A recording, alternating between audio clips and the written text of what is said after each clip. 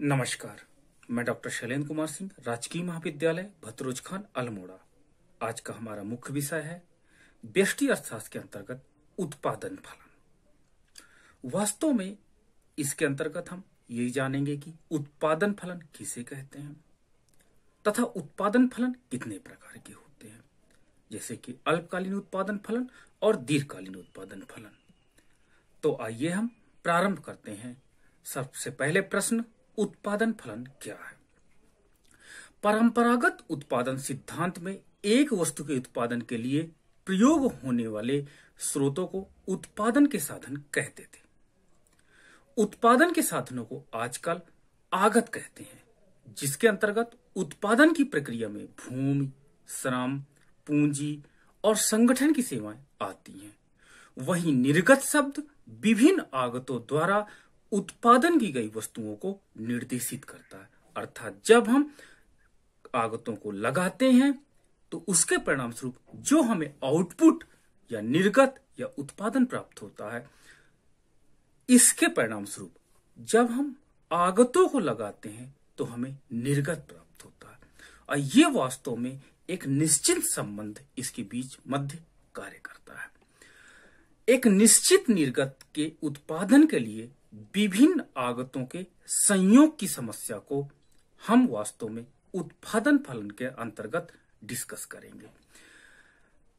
इसके अंतर्गत जब एक प्रौद्योगिकी दी हुई है जिसके अंतर्गत आगतों और निर्गतों के प्रौद्योगिकी संबंध को उत्पादन फलन कहा जाता है। अतः उत्पादन फलन आगत और निर्गत के मध्य एक प्रकार का प्रौद्योगिकी संबंध को स्पष्ट करता है, अर्थात जब हम आगतों का प्रयोग करते हैं तो उससे प्राप्त होने वाला निर्गत कितना होगा, यह वास्तव में प्रौद्योगिकी संबंध पर आधारित होगा। उत्पादन फलन हमने स्पष्ट कर दिया कि उत्पादन फलन आगतों एवं निर्गतों की मात्राओं के फलनात्मक संबंध को व्यक्त करता है। यह बताता है कि एक निश्चित अवधि में यदि आगतों में कोई परिवर्तन किया जाए, यानी श्रम, पूंजी, भूमि, इस पे यदि कोई परिवर्तन किया जाए तो उससे किस प्रकार से हमारा निर्गत या उत्पादन की मात्रा प्रभावित होती है।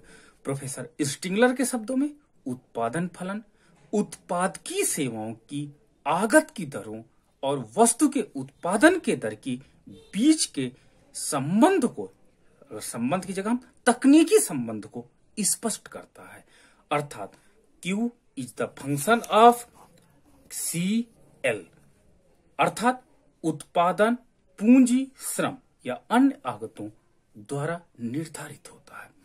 इसे हम फलनात्मक रूप में दिखा सकते हैं। आइए हम वास्तव में इसे हम फलनात्मक रूप में और अधिक स्पष्ट करते हैं।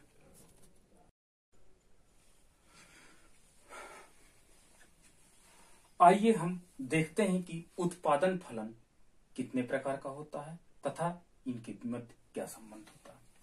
उत्पादन फलन वास्तव में आगत और निर्गत के प्रौद्योगिकी संबंध को उत्पादन फलन कहते हैं। यहां पर एक मुख्य शब्द है प्रौद्योगिकी संबंध। वास्तव में प्रौद्योगिकी संबंध आगत और निर्गतों के मध्य पाया जाता है, अर्थात जितना हम इनपुट के रूप में लगाते हैं उसके परिणाम स्वरूप आउटपुट के रूप में कितना प्राप्त होगा, ये हमारा वास्तव में टेक्नोलॉजिकल रिलेशनशिप ही बताएगा। हम नहीं पहले से बता सकते कि वो फलन वास्तव में कैसे काम करता है। मान लीजिए Q is the function of KL, organisation, management, ETC। यहां पर हम देखते हैं कि Q क्या है कि Q वास्तव में आउटपुट को दर्शा रहा है, अर्थात ये निर्गत को दर्शा रहा है। निर्गत को दर्शा रहा, इसका तात्पर्य होता है कि ये वास्तव में एक आश्रित चर है। देखिए यहां पर बाएं साइड में, अर्थात ये एक आश्रित चर है। ये किसके द्वारा निर्धारित होता है? ये निर्धारित होता है K यानी पूंजी के द्वारा, K मीन्स कैपिटल के द्वारा। ये निर्धारित होता है L मीन्स लेबर के द्वारा। ये निर्धारित होता है ऑर्गेनाइजेशन के द्वारा, ये निर्धारित होता है वास्तव में मैनेजमेंट के द्वारा। इस प्रकार अदर तत्व भी इस प्रकार करते हैं। अब हमारे पास ये होता है कि ये सारे चर KLOM ETC ये सारे चर वास्तव में आगत कहलाते हैं।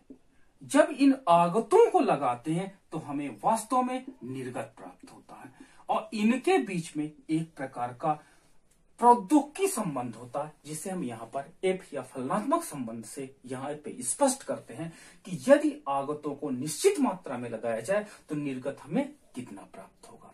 इसलिए हम ये कहेंगे कि वास्तव में Q is the function of KLOM ये सारे इन सारे को सभी के बीचों में एक प्रकार का तकनीकी संबंध पाया जाता है, इसे हम उत्पादन फलन कहेंगे। लेकिन गणितीय अर्थशास्त्र में सभी चरों के परिवर्तन के परिणाम स्वरूप आश्रित चर में हुए परिवर्तन को मापना थोड़ा सा कठिन हो जाता है, जिसके परिणाम स्वरूप हम गणितीय अर्थशास्त्र की कुछ सीमाओं के कारण केवल दो चरों को लेते हैं। दो चरों को लेने का तात्पर्य है कि हम मान लेते हैं कि उत्पादन वास्तव में पूंजी और श्रम पर निर्धारित होता है, अन्य चरों को हमने स्थिर मान लिया है। इस प्रकार हमारे पास ये उत्पादन फलन प्राप्त हो जाता है।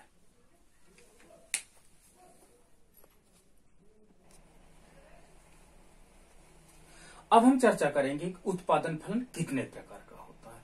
वास्तव में उत्पादन फलन दो प्रकार के होते हैं।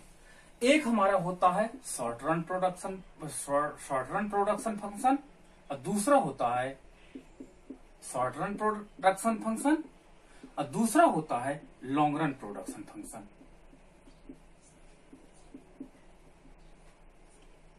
शॉर्ट रन प्रोडक्शन फंक्शन के अंतर्गत उत्पादन के सभी साधनों को एक उत्पादक परिवर्तित नहीं कर सकता। दूसरे शब्दों में हम कहें कि हमारे पास इतना समय नहीं होता कि हम संपूर्ण आगतों में परिवर्तन कर सके, अतः उत्पादक कुछ एक साधनों में परिवर्तन करता है जिससे हमारा उत्पादन भी परिवर्तित होता है, अर्थात हमारा निर्गत भी परिवर्तित होता है। अर्थात मान लीजिए Q is the function of KL है। अगर हम ये मानते हैं कि शॉर्ट रन है तो उत्पादन के दो वेरिएबल हैं, तो एक समय में हम केवल एक वेरिएबल में परिवर्तन करते हैं, अन्य वेरिएबल को स्थिर रखते हैं। या Q is the function of KL है, यानी उत्पादन पूंजी तथा श्रम पर निर्भर करती है। हम एक समय में मान के चलते हैं कि अगर लेबर को स्थिर कर दिए तो पूंजी में वृद्धि करते हैं।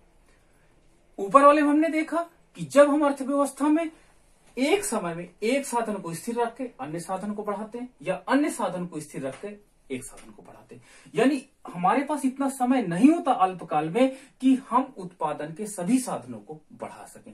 इस प्रकार के फलन को हम अल्पकालीन उत्पादन फलन कहते हैं।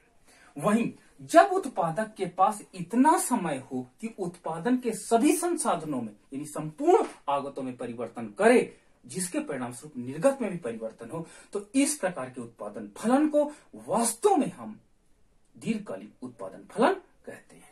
मान लीजिए Q is the function of KL, यहाँ पर K पूंजी को, L लेबर को दिखाता है। हमारे पास इतना समय है, हमने क्या किया, K का भी मान चेंज कर दिया और हमने L का मान भी चेंज कर दिया, जिसके परिणाम स्वरूप हमारे Q का मान भी चेंज हो जाता है। तो इस प्रकार के उत्पादन फलन को वास्तव में हम दीर्घकालीन उत्पादन फलन कहते हैं। आइए हम रेखा चित्र के माध्यम से दोनों को और अधिक स्पष्ट करते हैं।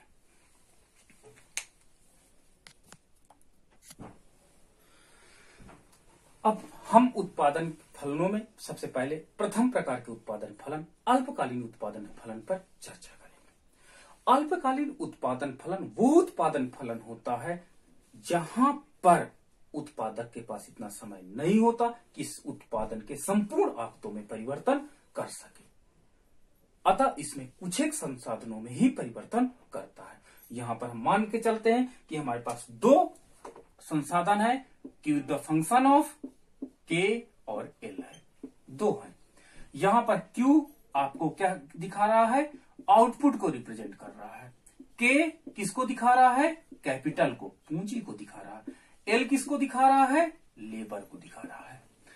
अब मान के चलते हैं कि अर्थव्यवस्था में K का मान स्थिर है, अर्थात अल्पकाल में उत्पादक के पास इतना समय नहीं है कि वो पूंजी को बढ़ा सके, जिसके परिणाम स्वरूप केवल एल की मात्रा बढ़ा करके यानी एल आगत को बढ़ा करके उत्पादन को बढ़ाना चाहता है।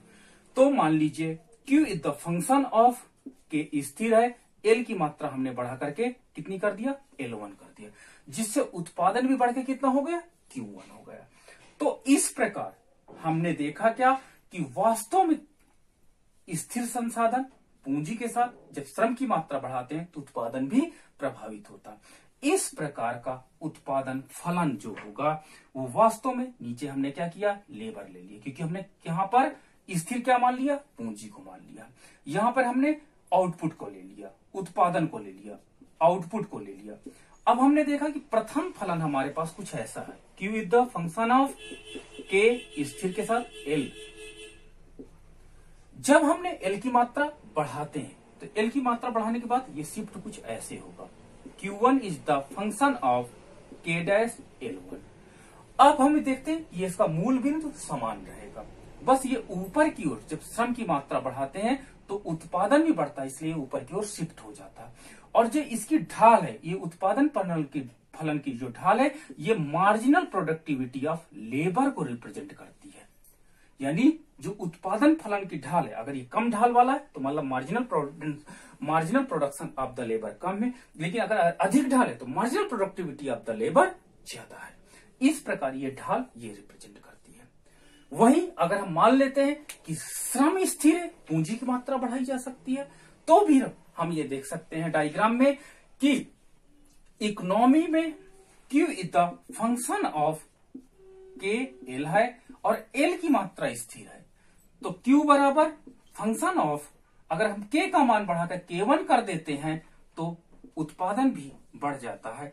वही सिद्धांत यहां पर भी काम करता है, क्योंकि अल्पकाल है तो हम उत्पादन के दोनों संसाधनों को न बढ़ा के केवल पूंजी की मात्रा को बढ़ाते हैं, जिससे उत्पादन प्रभावित होता है।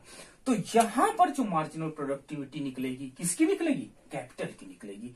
और हमारे पास जो डायग्राम प्राप्त होगा उसमें भी यही सेम डायग्राम प्राप्त हो जाएगा। अब आइए हम दीर्घकालीन उत्पादन फलन पर डिस्कस करते हैं।